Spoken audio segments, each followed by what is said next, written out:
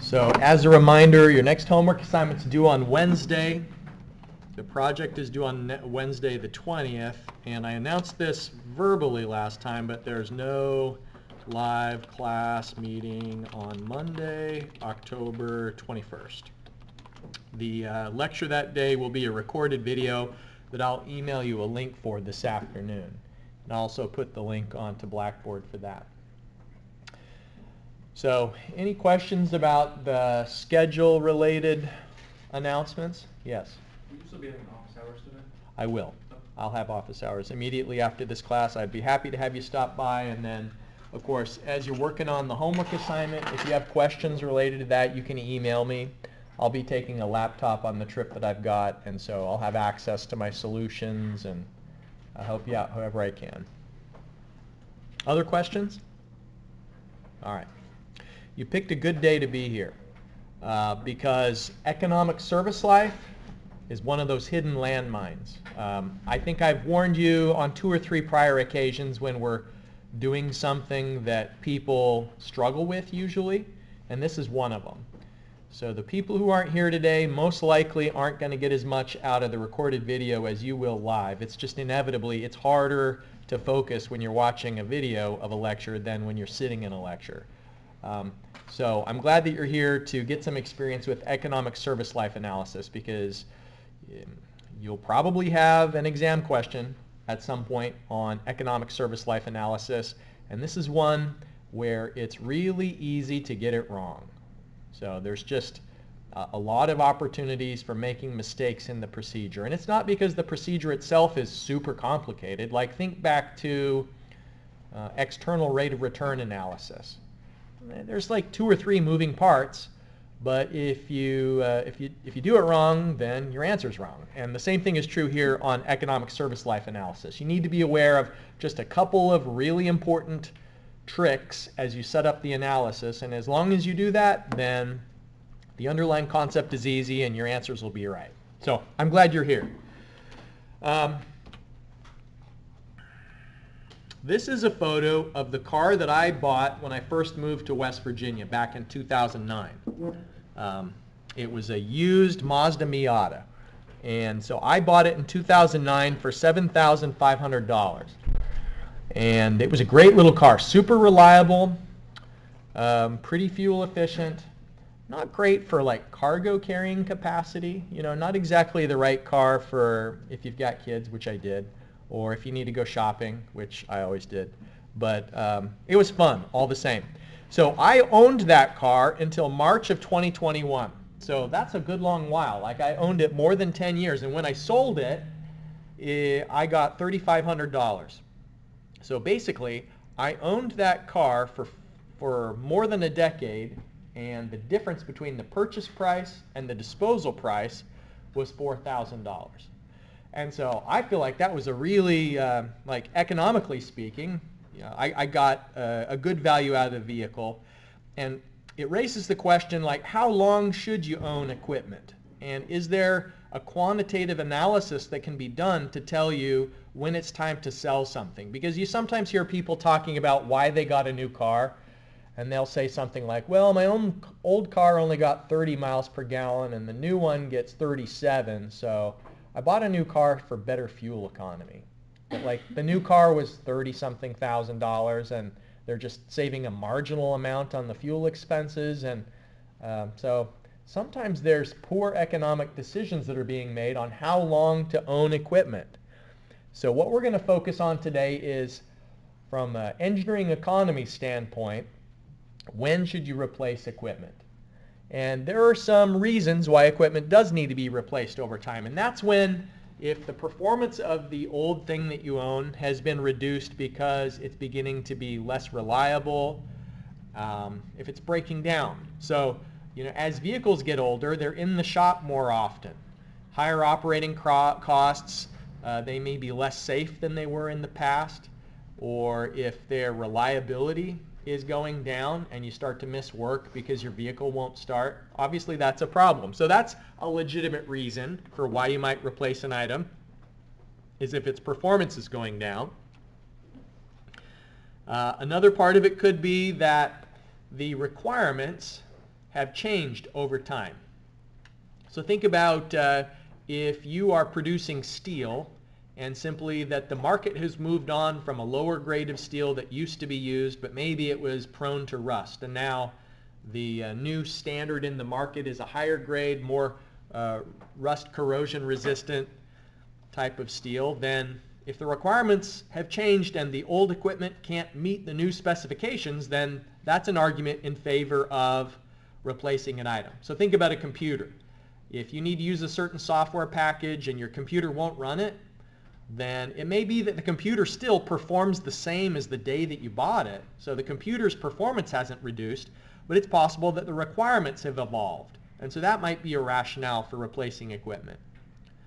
Or it could be just simply that newer technologies are so much better than the old equipment that it makes the old equipment less competitive. So it's not necessarily that it can't do the thing, and it's not that the performance is reduced, but maybe it's just so much slower than the replacement things that are available that it makes you less competitive because you're using that old equipment. So this is the computer that I learned on when I was in school, an Apple IIe. It had a monochrome monitor, so it was just green and black, had no hard drive. You just put in floppy disks, and that's how you learned, like, for example, word processing and even spreadsheets you could do on an old computer like this. And you could still run a spreadsheet on an old computer like this, but Excel has so much more functionality and so many better features than the old spreadsheets did that you'd be at a real disadvantage if you were still doing your accounting on an old Apple IIe computer.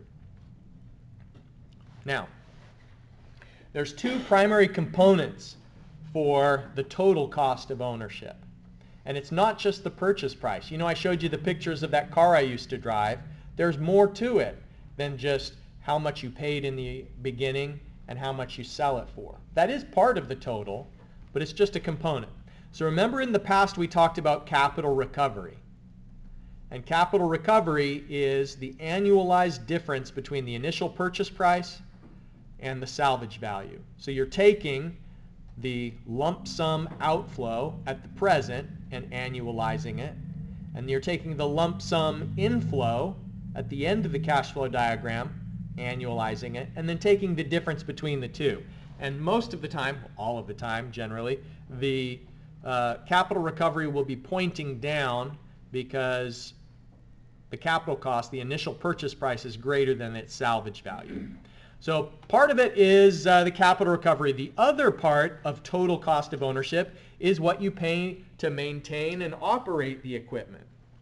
So in the case of my old car, the first few years that I owned it, I paid nothing to maintain it. I mean, I changed the oil myself, but like no brakes, no steering, no suspension, no rust. It ran great. But the longer I owned it, the higher the maintenance and operation costs were each year as it started to break down a little bit more often. So these two things together combined is where the total cost of ownership comes from. Now, one of the concepts that is the landmine, this is the main thing that's the landmine in economic service life analysis. You really got to focus to get this one. This is the annual operating costs, let's just say hypothetically, of a car. In the first few years, you know, you're putting on new tires, you're rotating the tires, but you haven't got into the real meat of the repairs. But the longer you own it, it's getting more and more expensive.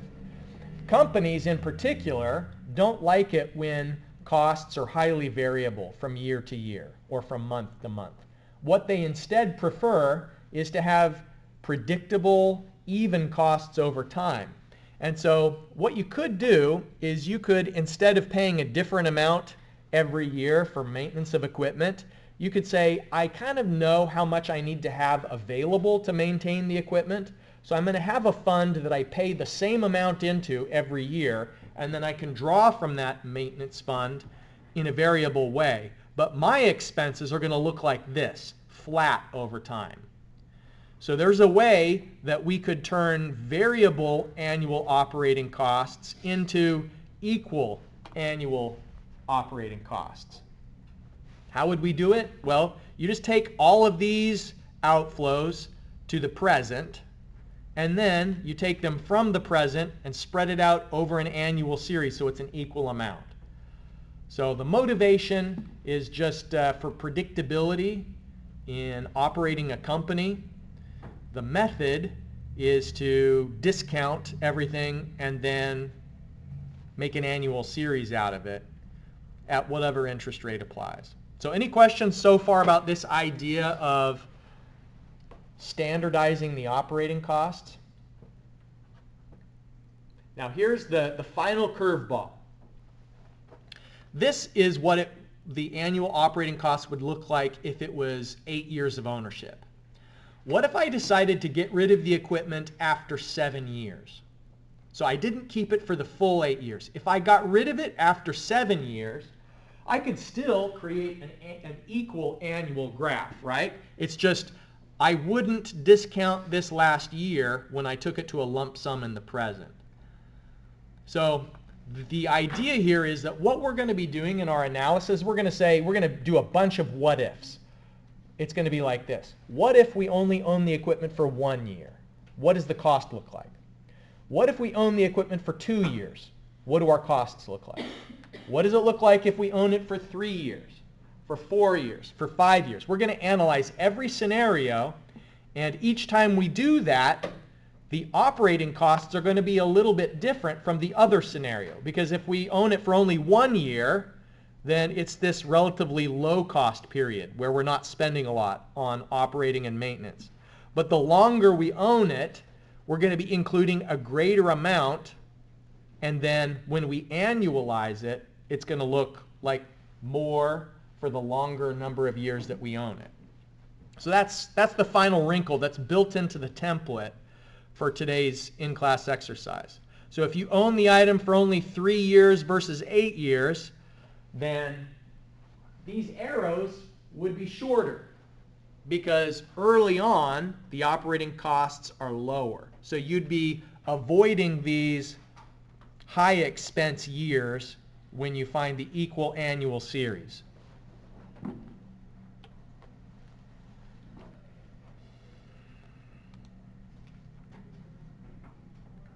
This is a very important graph. Some of your exams questions are concept questions. And I think that me showing you a graph and asking you to explain it to me, I feel like that's a really good way to look inside your mind and see what you actually understand. And so this is one of those graphs that I think you really ought to be able to explain. So let's just discuss it together. It's showing the two things we've talked about already. It's showing capital recovery and the annual worth of annual operating costs. So capital recovery is going down as we go along the x-axis. And the x-axis is how many years did you own the equipment. So in the case of my old Miata, I owned that for 12 years. That's a lot of years. My capital recovery is low because my initial purchase price versus the disposal salvage value is spread out over a large number of years. Because what we're doing is we're annualizing it. And so if you have a lot of years, capital recovery gets lower over time because you're just spreading out the purchase price over a longer time frame. But what goes up if you own it for a lot of years is the annual worth of the annual operating cost. So going back to the previous slide, if you only owned it for 3 years, then the annual worth of operating costs, that, it would only have 3 arrows, but each year it would be lower. So the longer you own it, the more unreliable it becomes, the more expensive it is to keep it maintained and calibrated. And so what goes up is the annual worth of the annual operating costs. So it's not just the absolute value we're talking about. We're talking about on an annual basis. So this graph is all on a per year basis. So the total annual worth of costs is the sum of the two. Now, in business, we want to maximize profit. We want it to be as big as possible. And what are the two ways to maximize profit? You've got two main levers that you can pull on to make your profits big? By the way, was somebody going to say something? Supply and demand. Supply and demand? I'd say that's related to it. That's not wrong, but I'm thinking of something else. If profit, the definition of profit is revenue minus cost. How do we make profit big? Increase revenue or decrease costs. We want big revenue and low cost. That's how we maximize profit.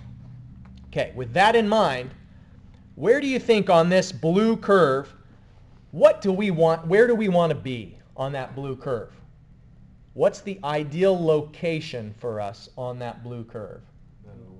The low point, yeah. So the ideal is you want to find the sag, the lowest point in your total annual worth of costs, and that is the economic service life. The definition of that phrase, economic service life, is it's the optimum number of years to own equipment where it minimizes your annual worth of costs. So it's kind of like the sweet spot, because if you owned it for less, then your capital recovery costs are too high because you're not spreading out that initial purchase price over a long enough time frame. And if you own it too long, then your costs can go up because, well, the capital recovery is low, but now you're spending so much on maintenance that the annual worth of your annual operating costs are too high. So we're looking for that sweet spot that minimizes costs. And so in this analysis, what your objective is to identify what's the best number of years to own something. So choose the number of years that minimizes the total annual worth of costs. So remember that for an answer to be correct, you have to tell me what was the decision criteria that you applied. And so when you're doing an economic service life analysis, the answer just can't be 3 years or 4 years. That's only partly correct. The answer would be 3 years is the economic service life because that is the number of years that minimizes the total annual worth of cost. So you're always stating what was the criteria that you used for your judgment. All right. So when we go through a replacement study, which is just trying to decide, do we get something new or do we keep our existing equipment? The existing equipment is the defender in this terminology, and the new replacement that we're considering is the challenger. And what we'll do every year that we analyze is we're going to find out how much is the current equipment worth, what's its market value. Because if we sold it after a certain number of years, then we would get the market value. And so by not selling the equipment, you can think of that as the opportunity cost of keeping the equipment. So it's not free to keep the things that you already own. The cost of keeping the things you own is that you could have gotten some money if you sold them. So we have to keep that in mind as well. Economic service life just means how long to own an item to minimize the costs. And the first cost of the defender is the current market value. The first cost of the challenger is its initial purchase price. And then there's this thing called the sunk cost fallacy. And that is just human behavior. Human instinct is sometimes we are reluctant to sell things that we've invested a lot of money in the past. So for example, if you just put new tires and new brakes on your car, then naturally, if you were going to sell it, you'd want more money for that car because you recently made an investment in it. But you can only charge as much money for that car as it's worth, as the market is willing to bear. And you know, the auto market kind of assumes that your vehicle is going to have tires and it's going to have brakes. Like the buyer, they don't care. Maybe they care a little bit that it's new, but I mean, they take for granted that it has the ability to stop and that it has rubber wheels. And so the sunk cost fallacy is just about human instinct inevitably is to overvalue things where we've made large investments in the past. And so we can't consider in an economic service life analysis or in a replacement study, we can't consider previous expenditures. We can only include the actual market value. Okay, so let me hand out the paper for today's in-class exercise, and we're going to go through this together because it's abstract enough that I'm not sure that we would be successful if I just gave you the instructions. You know, the instructions are on the template anyway, but we'll go through it together. And you're welcome to work ahead if you'd like. You don't have to wait for me. But I want to show you this process.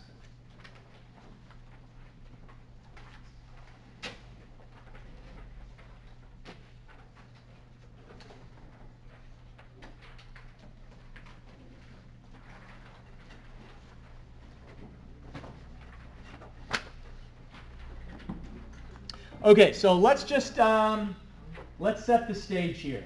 Let's figure out what it's talking about. Does everybody have the paper? Okay. So there's some equipment that when it's new at time 0 will cost $20,000 to purchase. And then if you own it for 1 year, it could be sold for $10,000. If you own it for 2 years, at the end of the second year it's worth $8,000, and so on and so forth. And it goes down to a salvage value of 0. After 5 years, it's totally worthless, and we just throw it in the river. Walk away. The interest rate is 10%, and we want to know what is the economic service life of the equipment if we have these progressively increasing operating costs. And so we're going to try and minimize the total cost, which includes 2 components, remember. It includes capital recovery. It includes the annual worth of the annual operating costs. Let me write the abbreviation AW of AOC. That's what was written on that figure.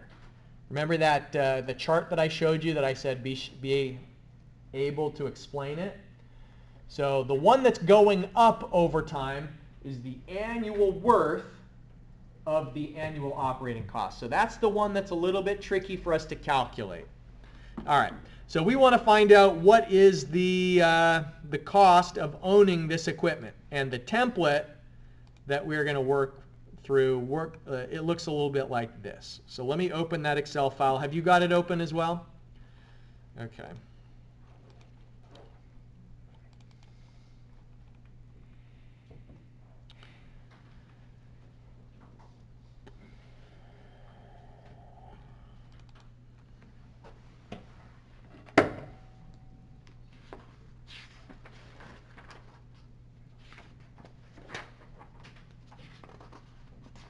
Oh, I can't let you see the answers already. I should have blinked. Oh, do you have the answers on the one that I gave you? Oh, dang it. You get in a rush one of these days. I'm going to check this. All right, so just delete that all. Pretend it's not there. Delete it. Delete all of it. All right. Hopefully I don't do that on the exam. It wouldn't be a problem because, of course, on the exam I don't provide a template file. All right.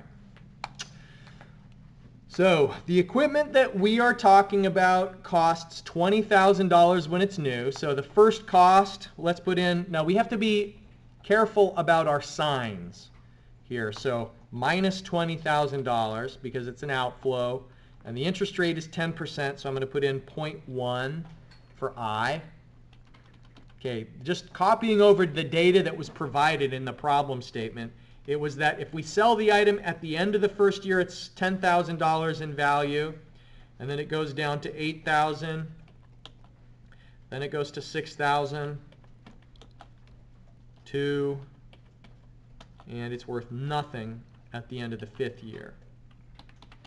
Also provided was the operating cost. And so in the first year, if you only just have it for that first year, it's $5,000.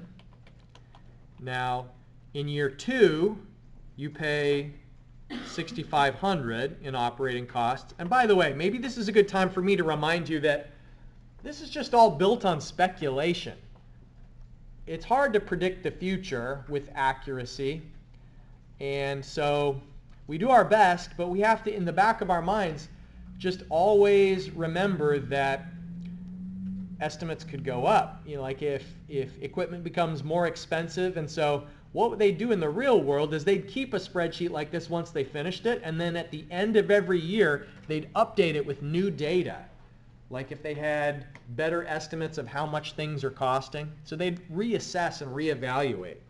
So the number that I'm putting in here, we'll assume it's correct, but this is just an estimate about future expenses, which there are ways to hedge.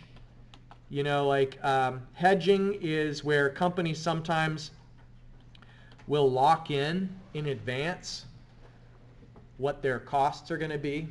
And maybe about 10 years ago, Southwest Airlines got really famous for hedging their fuel costs. What they did was they paid millions of dollars to some company to lock in fuel prices at a certain amount, and then fuel prices in the market went up a lot. And so they had prepaid a lump sum to keep their fuel costs fixed, and then Southwest was spending so much less than all the other airlines on their fuel.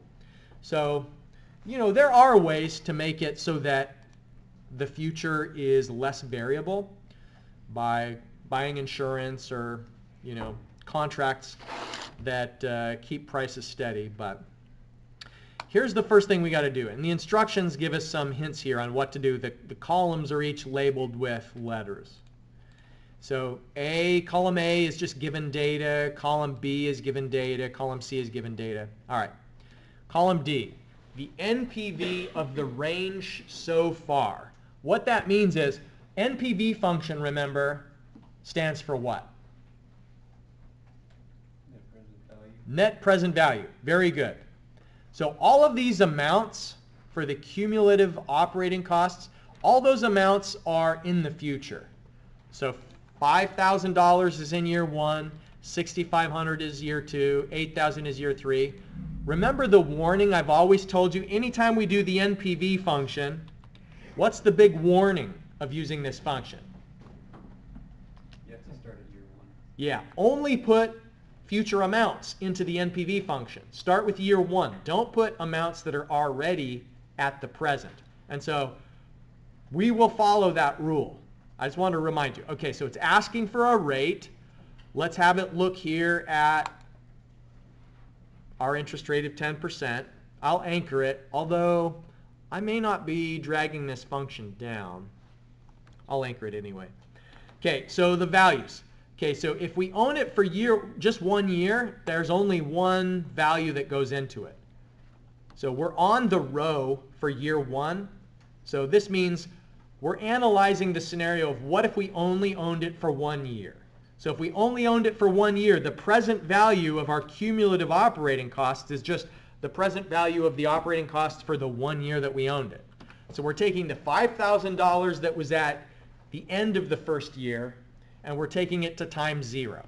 And the value of that $5,000 discounted by 10% to times 0 is 45.45. Okay, so let's do the rest of the rows for this column. Okay, so the second year, if we own it for 2 years, what are the costs that we've experienced? We experienced the $5,000 and then we experienced the $6,500. So what we're doing is we're finding the PV of those two. PV of, okay, I'm going to look at the rate and then not PV, NPV. NPV. Okay, the rate is 10%, and then the values are just these two values. It's the two that we've done so far. Okay? So what it's doing now is it's saying it's taking the $5,000 in year 1 and the $6,500 in year 2, and it's moving them both to times 0. Okay, there actually is a way for us to drag that down, I think. If we anchor the reference to C8, but we don't anchor the reference to C9, I think that then I can drag that down and it will gradually start increasing which of the years it's looking at. So I'm going to drag that down again. No, it didn't work. That's strange. Because it's only, oh no, it's working. Okay. Yeah, the 4 years and the 5 years. All right. So if we own it for 5 years and we take all of these operating costs over time back to the present, for the 5-year ownership, the present value of the operating costs is $30,178. All right. So any questions just about like the numerical process so far, the functions that we're using? Anybody need to see a certain part again? All right. So now column E. E is saying find the payment value of the amount from column D. Okay, so equals PMT, and let's reference the rate.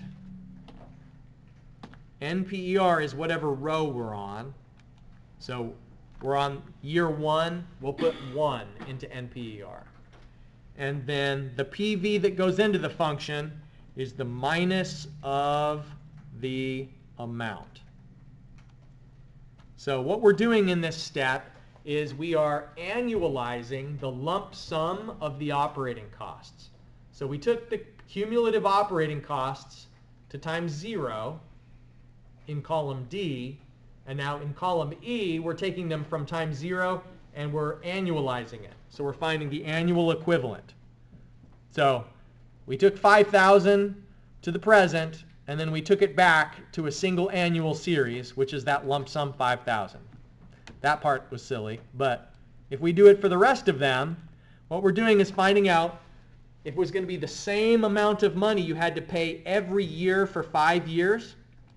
For example, you can either be exposed to the variability of this sequence of payments, or you could just pay $79.61 every year, and then that would be your constant maintenance outflow. So that's what we've done in going from column C to D to E. This is different amounts every year, but if we want to own it for 5 years, this $79.61 is the annual equivalent of this sequence. The $70.72 is the annual equivalent of this sequence, excluding year 5. So you'll notice that the annual worth of the annual operating costs is going up the longer you own it. And that was my experience, that Miata was getting more expensive to maintain. Any questions so far?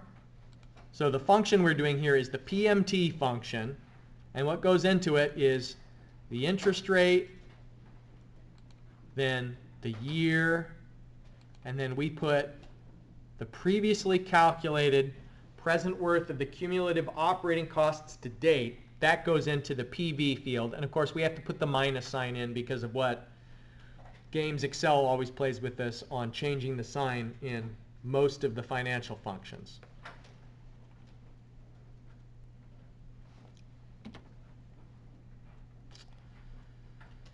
All right, so now capital recovery, column F. The function here, it says do the payment function and put in both the first cost and also the market value for this year. So we're going to put two amounts into this function, and it may be the first time we've done that before. We're going to do the PMT function, and we're going to put in both a present value and a future value into the PMT function. And it will calculate the capital recovery for us. Remember what capital recovery looks like in conceptual terms is this one. Capital recovery is where we, man, this computer is a real piece of work. It's just like doing nothing.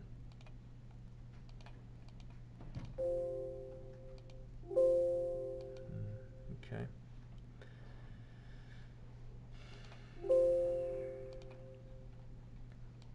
Not sure what its issue may be. Oh, maybe because I'm in a function.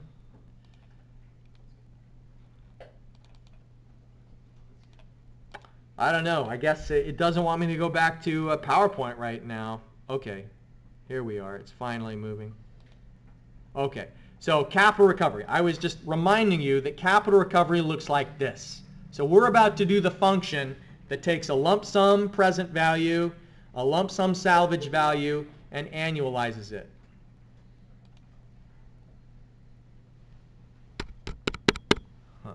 All right, so let's do that. Equals PMT, reference the rate. So I'm going to click on this cell B3, anchor it with the F4 button. Okay, now NPER is whatever row we're on for the year.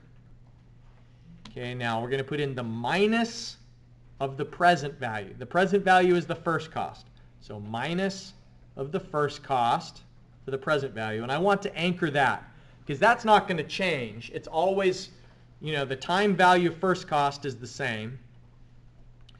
And then I'm going to put in the salvage value, this market value. So the minus of the market value will go as the future. Okay, so the function is saying, let's put in the interest rate, anchor that. NPER is what row we're on, because we're going to drag this down. We'll find out the capital recovery for 1 year of ownership, 2 years of ownership, and so on and so forth through 5. And then we put in the lump sum first cost and the lump sum salvage value. I did not anchor the reference to market value because when I drag that formula down, I want it to look at the new market value for whatever row we're on. So if we sell it after 1 year, the market value is 10.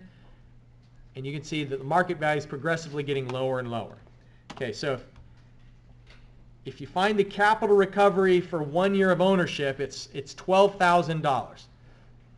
That would be if you bought it for $20,000 and then you sold it for $10,000 and you annualize that cost of ownership to year 1, it's $12,000. And so what we should expect is that as we drag this down through all of the years, the capital recovery gets lower and lower the longer that you own it. So that's consistent with what we saw in that U-shaped graph. Remember the U-shaped graph which shows capital recovery going down, annual worth of annual operating costs going up, and then there's the sweet spot that we're looking for is the minimum point on that U-shaped curve. So the total, column G, it tells us here, is just column E plus column F. Okay, so it is E plus F. So what we're looking for is which number of years gives us the lowest cost. And somehow the spreadsheet already knew that the economic service life of the equipment is 3 years. So the lowest cost of ownership is this one. This is our least costly equipment. So think of yourself in an exam where I will give you, as the starting point for the question, I will give you a table that looks like this. I'll tell you the initial purchase price, I'll tell you the interest rate, I'll tell you how much you could get for the equipment if you sell it after a certain number of years, I'll show you the operating costs over time, and then you have to start from a blank workbook. You don't have a template. You're starting from a blank workbook, and you need to produce an analysis like this, and then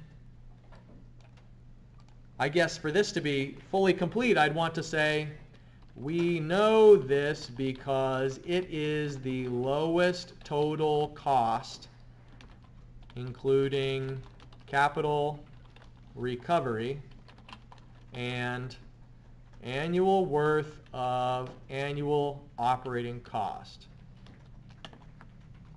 So like the full statement of the decision criteria.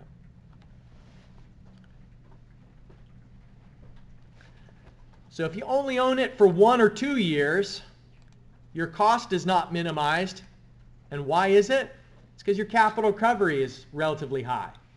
If you own it for 4 or 5 years, your capital recovery is low, but your annual worth of the annual operating costs has gone up.